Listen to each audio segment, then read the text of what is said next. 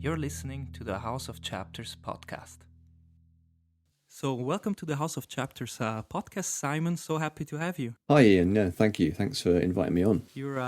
I was really happy when you said yes, and it's really exciting for me to get to talk to so many different people, and I'm really excited about today's episode with you. Yeah, well, it's good timing because having just finished my serial, which I've been doing for years now, it's an interesting time to talk to someone about it. So tell us a bit. You've been writing for quite some years. You told me, I think, in DMs. How long have you been writing serialized fiction for already? Yeah, so I started writing serial fiction, and specifically doing it in this way where I write and publish as I'm doing it as I go along. Started it about a decade ago. I think it was 2014, 2015, which was meant to be this one-off little experiment because I just thought it sounded quite fun. I think somebody had mentioned it to me at a conference I went to or something, and I was like, oh yeah, that sounds fun, like putting out like a little short story where you do a chapter each week, and then after a month or so you've got a little story. That sounds like a fun thing to do. So I started that, and it turned out I really enjoyed doing it, but it also kept me coming back and writing more stuff.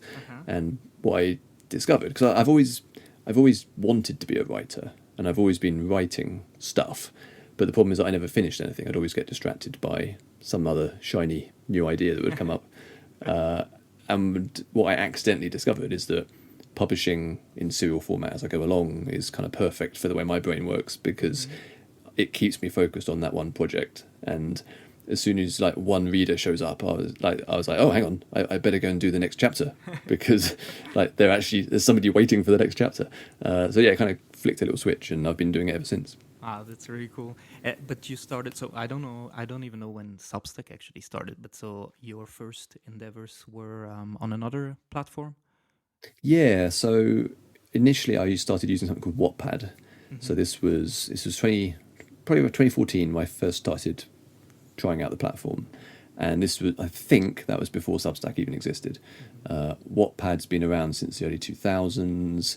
It's sort of like YouTube for words in that it's kind of free to use. Anyone can upload stuff. It's quite algorithmic.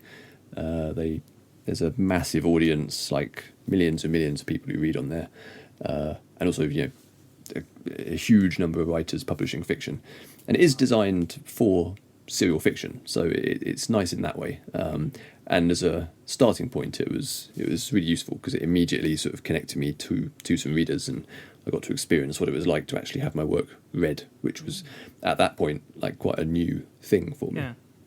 And so, are you still publishing on both platforms, or did you move everything to Substack? And if so, what made you move everything to Substack? Yeah, so everything is on just Substack now. So in 2021 I started on Substack because I wanted to see if I could make more of a newsletter. The thing with Wattpad that I'd realised, having done 3 books there, which had all done sort of okay to varying degrees. The first one had like over 100,000 reads. Wow. And I'm not quite sure how they measure that, but regardless, it was really exciting. Yeah. But the problem is that you sort of can't do anything with it. It's because it's so dependent on Wattpad's algorithm and feeds and what it's showing to the readers. Like any success you have sort of doesn't have much to do with you. I mean, the writing presumably has to be okay for people to keep reading it, but any success you have, you're not quite sure why you had that. And equally, if a book doesn't do well, you're also not really sure why it didn't work. And I was looking for a solution to that, and somebody had mentioned Substack, which I hadn't really heard of at the time. I had a MailChimp newsletter for like a decade, which had got up to about 100 people. I don't really know who those people were. I don't know why they were subscribed. It wasn't a very good newsletter. I didn't know what to do with it really. And the problem in newsletters back then is like a newsletter at that point in time, sort of 10 years ago, it was like the marketing newsletter, the kind of thing you get from an online shop where they're trying to sell you something. And that's what newsletters were.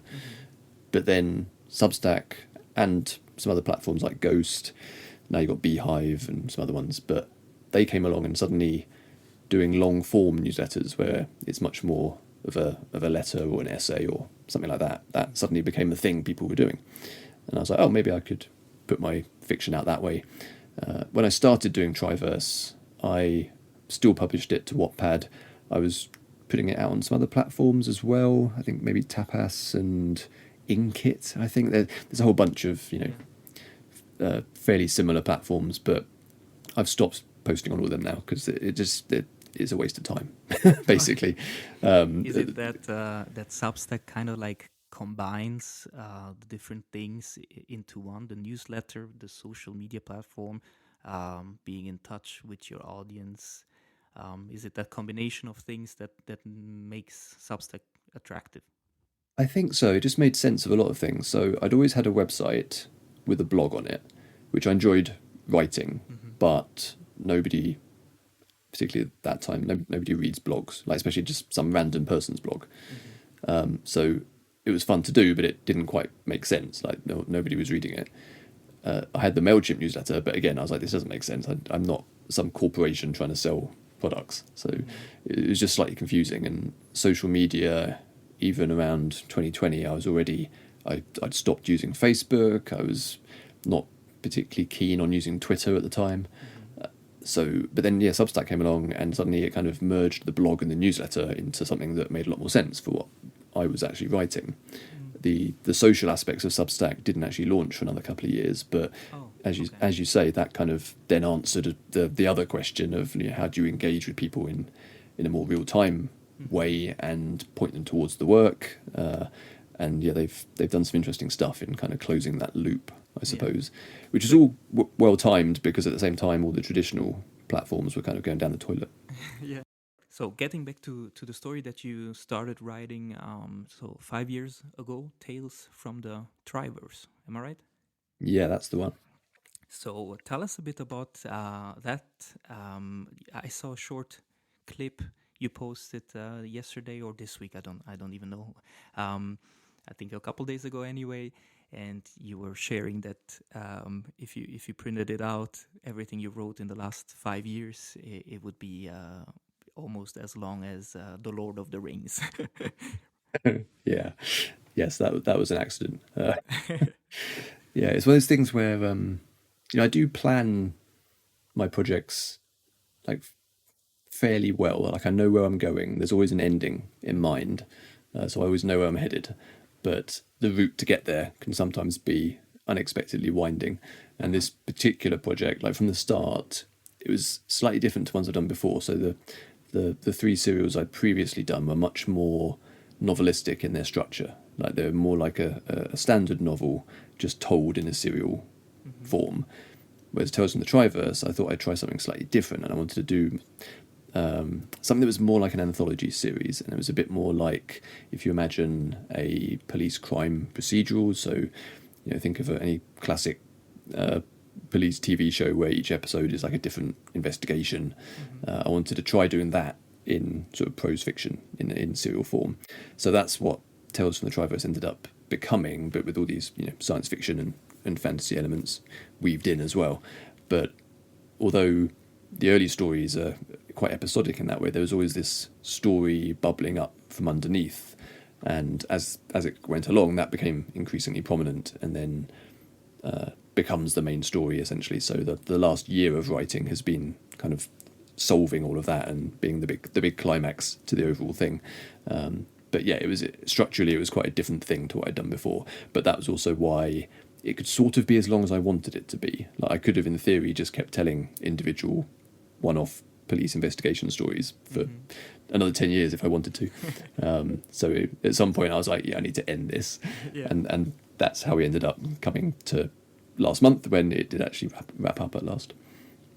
So I got a couple questions here. So you did you feel like okay, this is the moment to end the story, to finish the story, or did you realize how big of a project it had grown into, and so you kind of like artificially told yourself, "I'm gonna be done in a month," or how did you go about deciding that this was the moment to finish the story?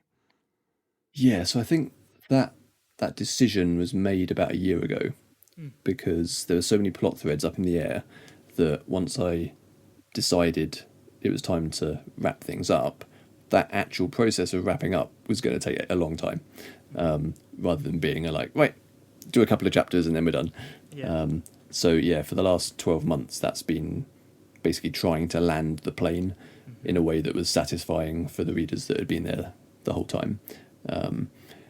But yeah, it's been the most challenging part of the whole process, I think, because the first 6 months of writing it was really difficult because it was very different to anything I'd done before, and I hadn't really done anything in the crime genre before. So I had 6 months where I was like, I don't know if I can do this. Then I had maybe 3 years or so where I just really enjoyed it, and it was great fun, and it was, you know, the best writing experience I've had. And then the last 12 months has just been incredibly difficult and stressful because it's that, like, everything has to come together. Yeah. Prior to that point, you know, even if I made some wrong moves or went off in a weird direction, I could always course correct. Whereas once I was like, right, I'm going to end this thing, like you have to hit the target at the end, otherwise the whole thing falls apart. Okay. And so another question I had after I saw your clip is this one big story? Can you tell us anything about that? Maybe there's some decisions that you're still gonna um, make later on. Or is it like, could it be like a trilogy kind of thing? Is there like moments in this story um, where you feel like you could publish it in 3 parts, or yeah, is there anything like that you want to share with us? Yeah, I think so. I would like to turn it into, you know, an ebook and a nice paperback, because I know a lot of people who've expressed some interest in reading it but can't be bothered to click through like hundreds and hundreds of Substack posts, which I completely understand.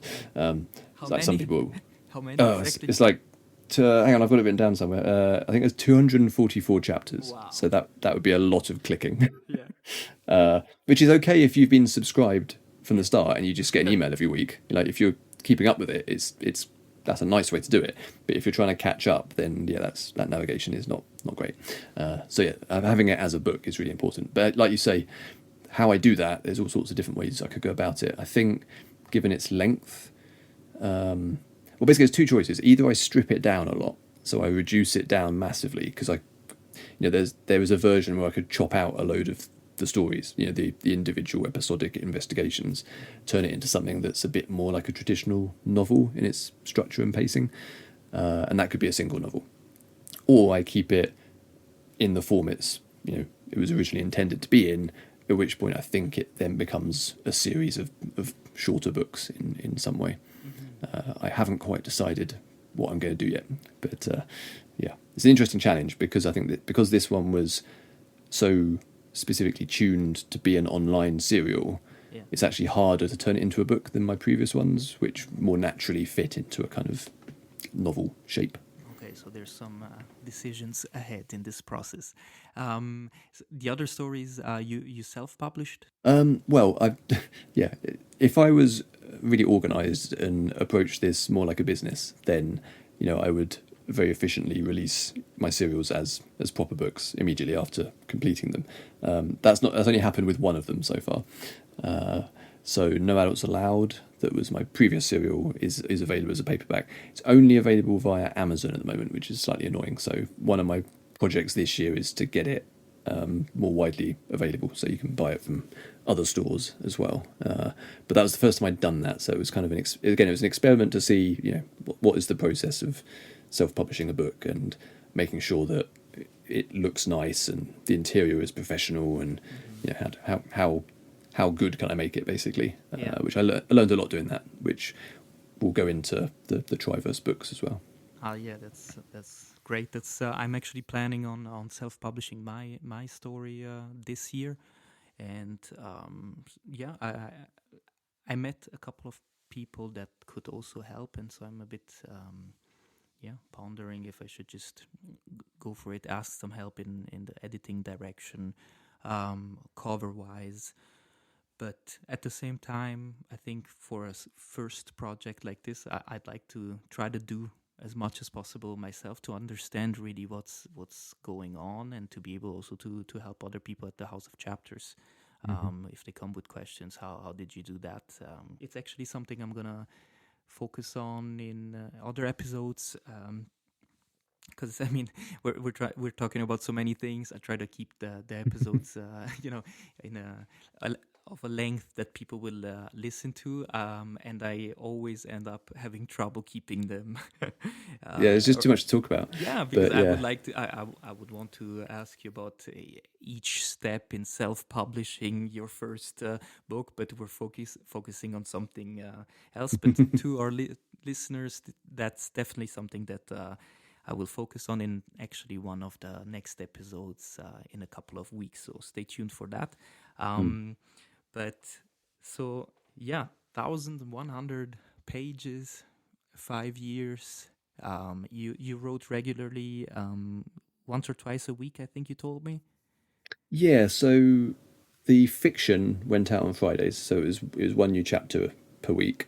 But I also do the Monday newsletter, which is the non-fiction writing tips, behind the scenes kind of thing.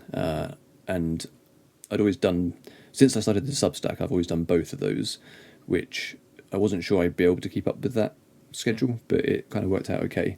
But I thought it was quite important because you get a lot of people, without naming any names, who, they publish a lot of writing advice, and it's not always that obvious what they've actually written Mm-hmm. themselves. Yeah. So I thought it was really important to have both sides of that. I didn't want to just be publishing like, here's how you do this stuff. So having Tales from the Triverse being published at the same time, it meant that anyone who stumbled upon one of my articles about how to do this stuff, they could actually go and see the serial that I was doing and decide for themselves if it was any good, and then that would let them know if they wanted to listen to my advice or not. Yeah. um, I love that. I love that. yeah, no, I think just the thing to note there, I suppose, is that, I mean, the reason I do it is because I enjoy doing both of them. It wasn't really a strategic decision, Mm-hmm. because I think the non-fiction stuff has definitely made it easier to find subscribers and readers. It's an easier sell than the fiction stuff.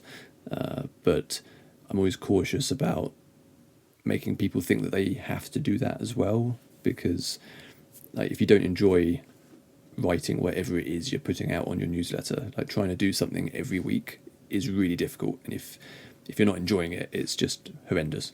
Yeah. Basically, it's super important to figure out what it is that you're actually interested in, and then, because once you figure that one out, you can then write about it every week. Yeah, because it's a bit similar to my situation, as I'm, well, obviously getting started still, now after a couple of months with my own projects, the blog posts, but the serialized fiction, that which is the reason why I started all of this, and then starting the House of Chapters in December. It's yeah, it's similar.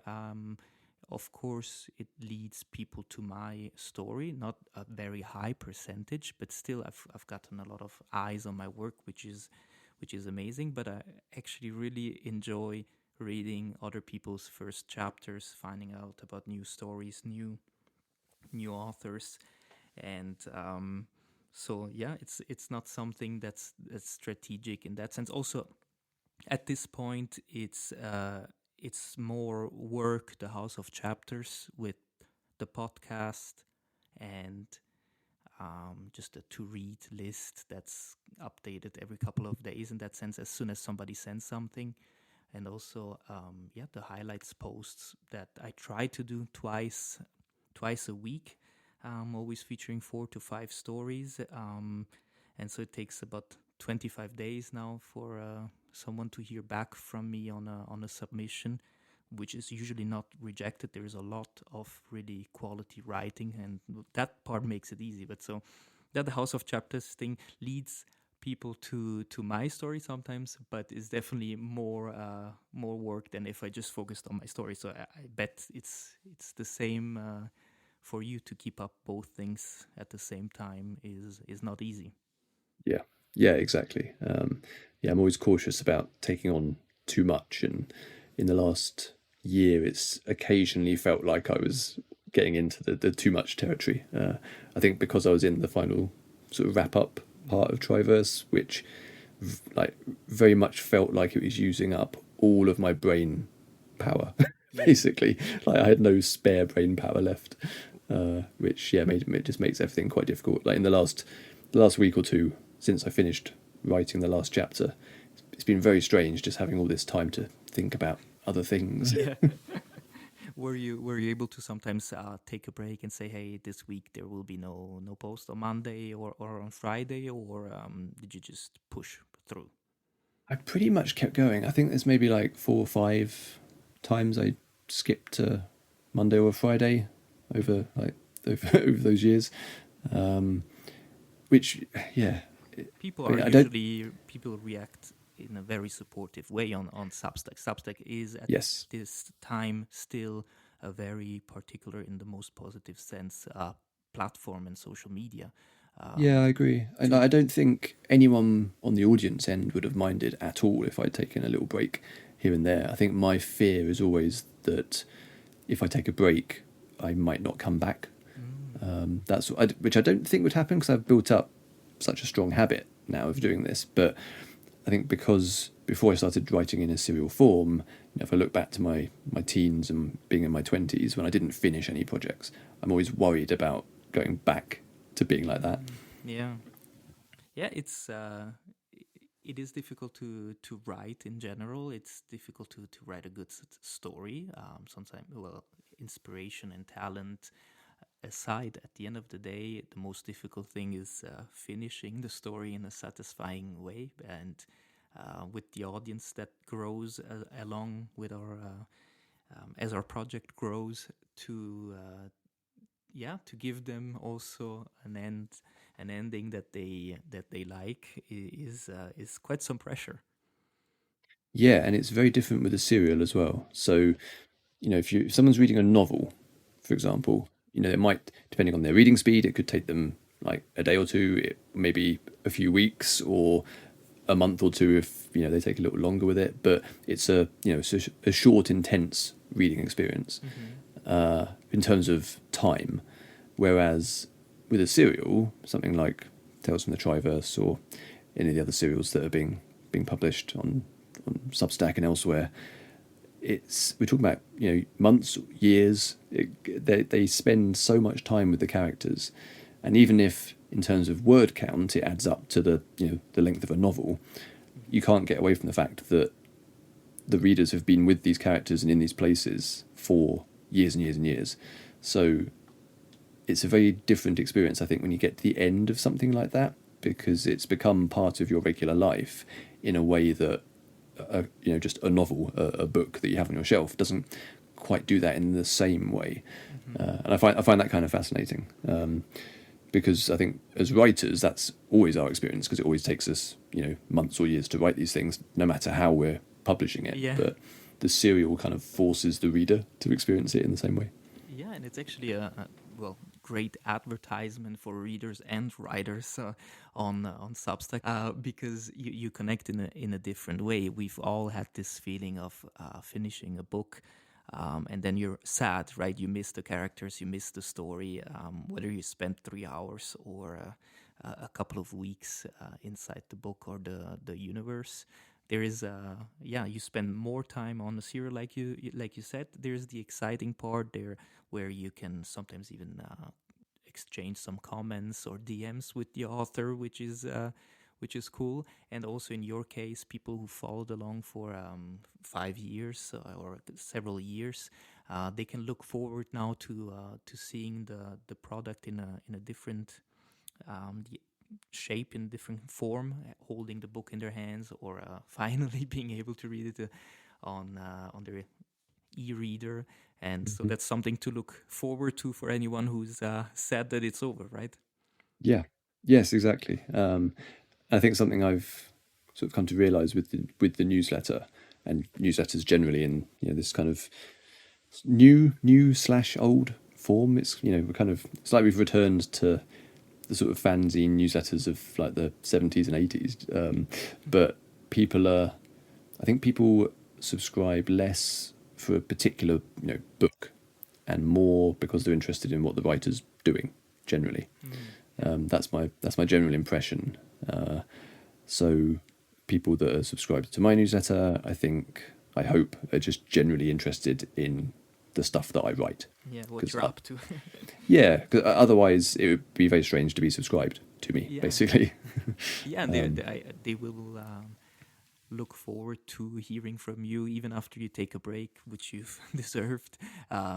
To be like, okay, so and then you post a note where you share a bit about just normal life and or what you've thought about doing um, with your story now that it's finished, and all of that is part of the process. Really, like you said, in a cool way, um, in a new way to have yeah, kind of like a relationship, let's say, with the author through Substack.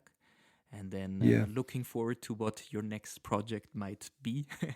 I don't see you taking a very long break when you're done with everything with the story, because it's just been part of your life for so long. Will you be able to to stay without an ongoing project for very long? probably not. No, but I think whatever I do next, I'll try and make it a bit shorter. Uh, both in terms of time commitment and just the overall length of it. I don't think I think if I embarked on another like 4.5, 5 year project, that would be a bad idea. Well, in any case, I think it would be great to have a series. It's different than writing the first novel and then just pumping out or making a trilogy just to write a trilogy. You know what I mean? You've written a story the way you wanted to do it. It took 5 years and lots of pages and lots of mornings, a lot of time. But now for you, it feels complete. And so, whichever way you decide to publish it, it's going to be exciting for the reader.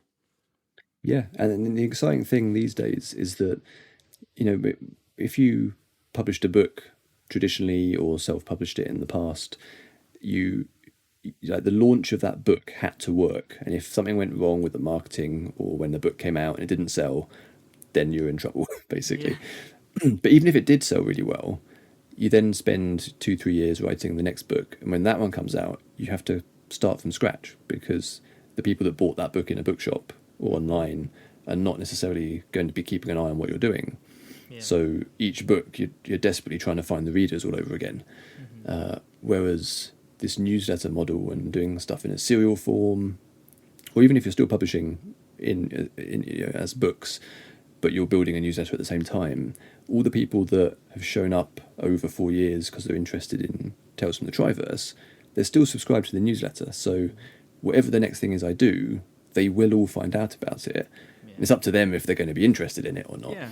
But it's completely different to if you go back 10, 20, 30 years, where each book is kind of like a struggle Hmm. to find an audience because that audience now exists. So the next thing I do is not starting from scratch again. And Hmm. this is what I was saying at the start actually about moving away from Wattpad, where every book feels like you're starting from scratch in some way. Yeah. When I put the first chapter of Triverse out on the newsletter, I think I had about 150 subscribers, Hmm. and now I've got 9,500 Yeah. subscribers, which is amazing. Different But kind, different kind of audience. yeah, but it means the next thing I do is starting at 9,500. Yeah. So what? Where am Crazy I going to? thought. Where's that going to be at the end of that? It's very exciting, like for me, but also just for writers in general. I think it's a very different world we're in. Yeah, we really have to enjoy this platform and hope that it stays this way. And if I really do think a big difference with Substack is if you put the work in, genuinely interacting with people and caring about what you do and what others do, yeah, you just end up growing your audience because they're interested, like you said, in you as a person. And so if you focus on that, that's there are big things ahead always. Yeah. Yeah, it does feel very different and hopefully healthier than the internet we've had for the last 10, 15 years. Yeah. I remember reading your first chapter. I will link in the description to the highlights post and to anything that we talked about, and so people can actually check out what we talked about. But I remember reading your first chapter, and what I particularly liked is that it felt like different genres in one story, right? I think I commented also Uh, so that was really something unique. A lot of awesome stories going through the House of Chapters. Actually, I wouldn't post a first chapter I haven't read at this point. I don't know how it's going to be in the future. I might need to have somebody help me, Yeah. in the future. But at the moment, the reason why it takes 25 days is I am reading the first chapters always. I'm commenting at least a little something. And so the stories, I really actually like them. The unique thing about your story is this, different genres. And I won't say more about that to spoil, but it's definitely something to check out after listening to this episode. Um, and yeah, I look forward to. We're gonna keep in touch, and I look forward to seeing how this ends up to be published and what you decide to do next. And I'm really happy that we could chat about this big project. And you're certainly a great example of serialized fiction on Substack that really works. Thanks, Ian. Yeah, no, I really appreciate that. And no, I'm always happy to talk about this stuff. I find it kind of endlessly fascinating. I think we're all still trying to figure out how it works, basically, and trying different stuff and seeing what sticks and what doesn't.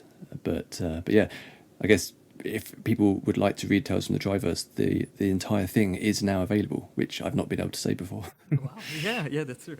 So make sure to check it out as soon as possible, and I think we might sit together virtually again in a couple of months once you have a release date in mind, if you're interested. Yeah, sounds good to me. Awesome. So thank you so much, and take care.